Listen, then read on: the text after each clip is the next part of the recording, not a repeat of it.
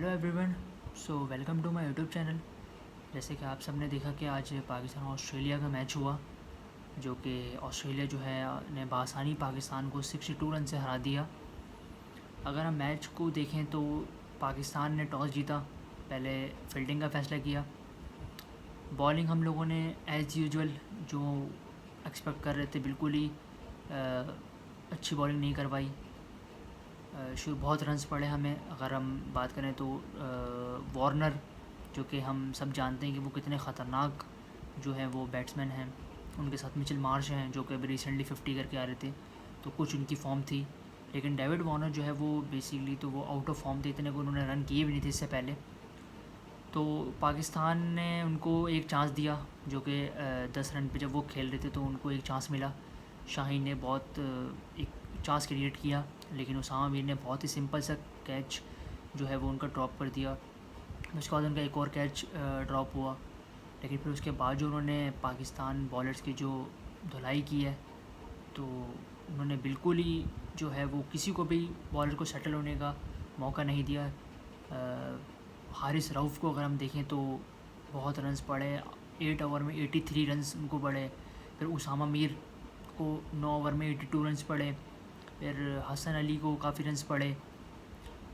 फिर बीच में ये है कि मिडल ओवर्स में अगर हम देखें तो इफ्तिखार ने और नवाज़ ने जो है वो आके उन्होंने काफ़ी ये था कि विकेट्स तो उनको नहीं मिली, लेकिन उन्होंने रन्स जो है वो अच्छे रोक दिए थे। अगर क्योंकि उन्होंने रन्स काफ़ी रोक के रखे।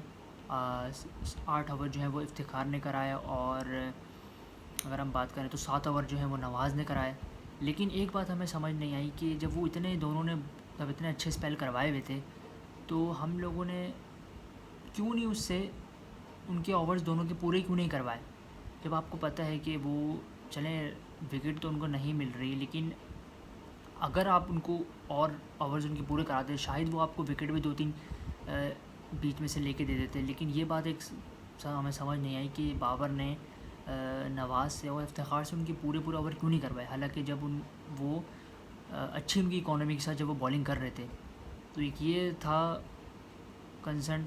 देन जब हम सब रिप्लेसमेंट की बात कर रहे थे, शताब की जगह पर उसामा मीर को इंक्लूड किया गया, लेकिन उनके लिए कोई ख़ास वर्ल्ड कप डेब्यू नहीं रहा, क्योंकि पहले तो उन्होंने डेविड वार्नर का कैच छोड़ा। दैन फिर बॉलिंग में उनको जो है वो बहुत उनकी पिटाई की डेविड वार्नर ने। दैन मिचेल मार्श ने भी उनको बहुत उनकी पिटाई की। तो ओवरऑल जो अगर देखें फिर एक टाइम तो ऐसा लग रहा था कि ऑस्ट्रेलिया जो है वो 400 प्लस तो बना ही लेगी, क्योंकि जिस तरह की वो लोग बैटिंग कर रहे थे मार्श एंड वार्नर। तो उन्होंने बहुत ही ज़बरदस्त जो है 259 की उन्होंने ओपनिंग पार्टनरशिप, ओपनिंग स्टैंड जो है वो प्रोवाइड किया ऑस्ट्रेलिया को। लेकिन उसके बाद फिर ये है कि अगर हम at the end of the innings देखें तो पाकिस्तान ने जो है वो अच्छा कमबैक किया। शाहीन ने जो हम एक्सपेक्ट कर रहे थे शाहीन थे कि शाहीन विकटें लें, शाहीन ने 5 विकटें ली। अच्छी बॉलिंग की उन्होंने डेथ ओवर्स में। तो पाकिस्तान ने जो है वो ऑस्ट्रेलिया को रिस्ट्रिक्ट किया फिर 367 पे। एक टाइम पे तो 400 प्लस लग रहा था कि पाकिस्तान चेज़ करेगा, लेकिन एट द एंड जो है वो पाकिस्तान ने जो है वो बहुत अच्छी बॉलिंग की। डेथ ओवर्स में जो है वो काफ़ी अच्छी बॉलिंग की और अच्छे से उनको ऑस्ट्रेलिया को रिस्ट्रिक्ट किया 367 पे। दैन फिर अगर हम आए फील्डिंग, हम लोगों ने वही मैं बात कर रहे थे, 2-3 कैच छोड़े हम लोगों ने। स्मिथ का एक कैच छोटा, 2 वार्नर के छोड़े, जो कि फिर हमें काफ़ी महंगा भी साबित हुआ वार्नर के 2 कैच छोड़ना। उन्होंने 163 रन की बेहतरीन इनिंग्स खेली। फिर मार्श उनके साथ उन्होंने भी कोई कम धुलाई नहीं की, 121 रन्स की उन्होंने।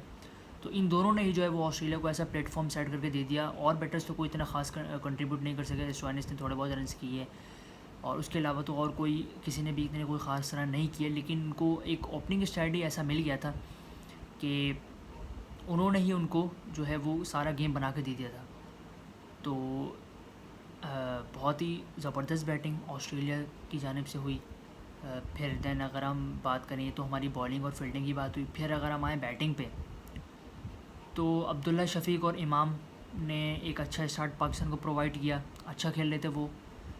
134 रन्स के उन्होंने ओपनिंग स्टैंड बनाया एक बहुत अच्छा।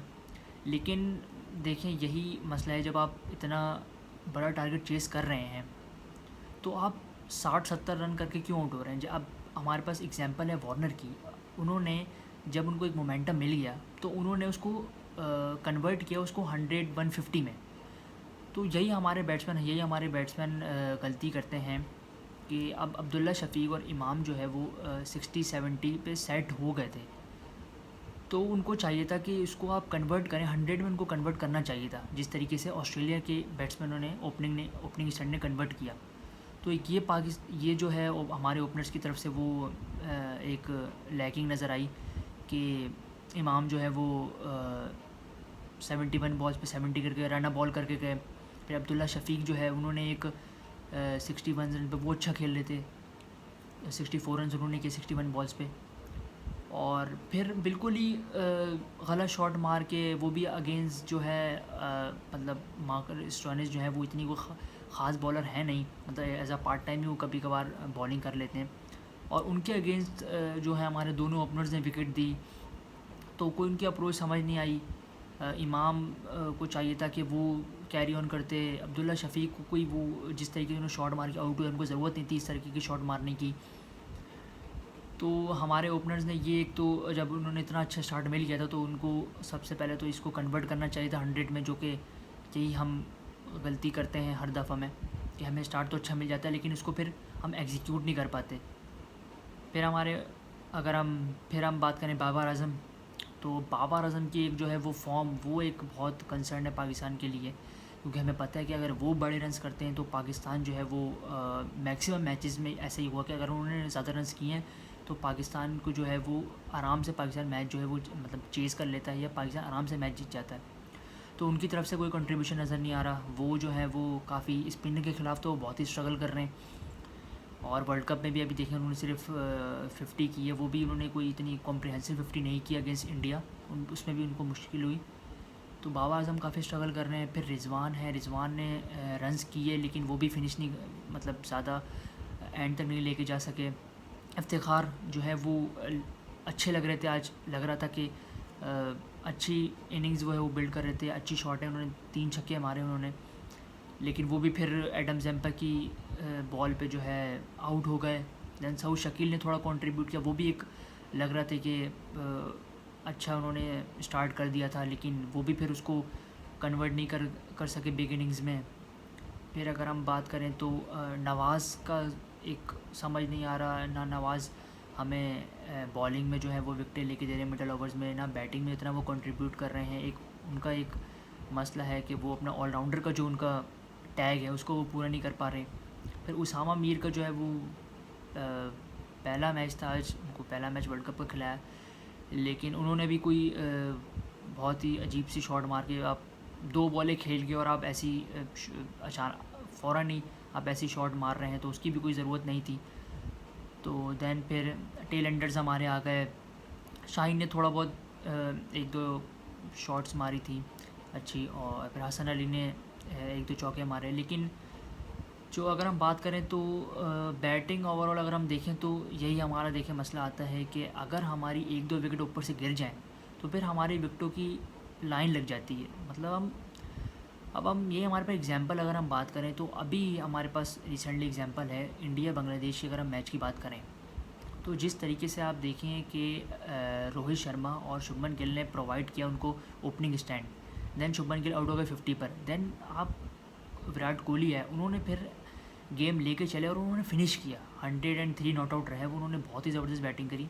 तो ये देखें हमारे लिए भी एक सीखने की चीज़ है कि किस तरीके से जो है वो आप इनिंग्स को बिल्ड करते हैं और कैसे आप फिनिश करके आते हैं गेम को। हालांकि चलें कह सकते हैं कि बॉलिंग कभी आप कह सकते हैं डिफरेंस है, दैन फिर आप कह सकते हैं टारगेट भी जो है वो उनके मुकाबले में जो है वो कम था, लेकिन फिर भी कोई इस तरह की हमें अप्रोच नज़र नहीं आई।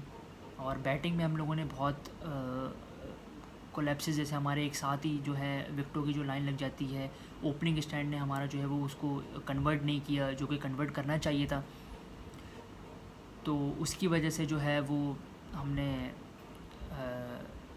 नहीं हम टारगेट को जो है वो चेज़ कर सके।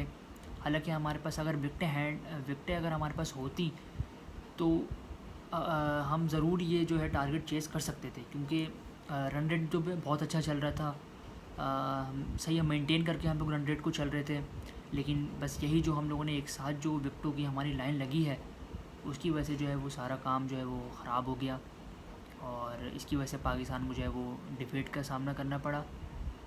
अब अगर हम बात करें तो पाकिस्तान जो है वो काफ़ी अब अंडर प्रेशर आ गया कि 2 लगातार मैच हम इंडिया से हारे, दैन ऑस्ट्रेलिया से हारे, और मतलब मार्जिन से हारे काफ़ी।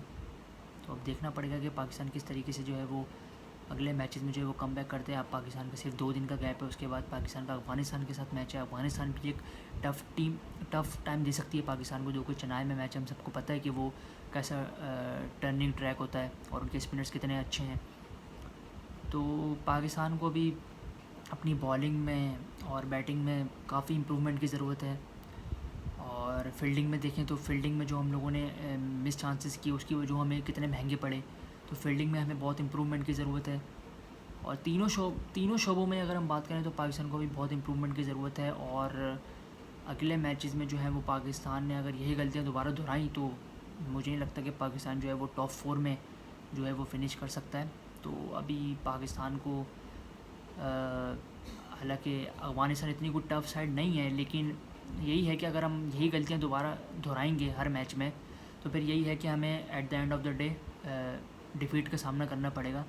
तो देखते हैं अब अगला मैच जो हमारा अफ़गानिस्तान के साथ है, उसमें अब पाकिस्तान किस अप्रोच के साथ आता है, किस माइंडसेट के साथ आता है।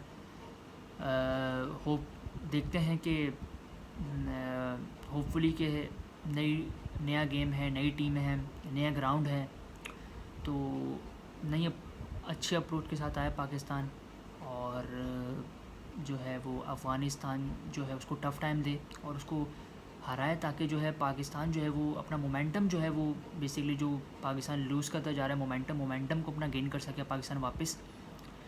और जो है क्योंकि अब हमारे लिए जो है वो मुश्किलात ज़ाहिर सी बात है, क्योंकि अब हम टॉप 4 से भी नीचे आ गए हैं, नंबर 5 पर आ गए हम, और रन रेट जो है हमारा सबसे नेट रन रेट जो है वो हमारा -0.45 जो है वो ऑस्ट्रेलिया से भी नीचे आ गया है।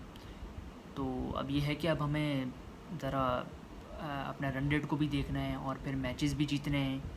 तो एक देखें अब किस तरीके से पाकिस्तान जो है वो अपने नेक्स्ट मैचेस में परफॉर्म करता है। तो होपफुली अल्लाह करे कि पाकिस्तान जो है वो अगले मैचेस में जो है वो इन गलतियों को दोबारा ना दोहराए और बेहतर से बेहतर परफॉर्मेंस करें। बाकी नेक्स्ट वीडियो देखें इंशाल्लाह अफ़गानिस्तान पे हम बनाएंगे।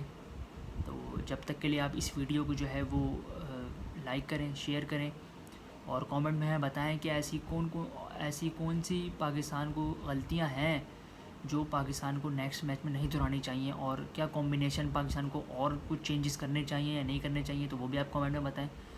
और वीडियो को लाइक करें, शेयर करें और चैनल को सब्सक्राइब करें।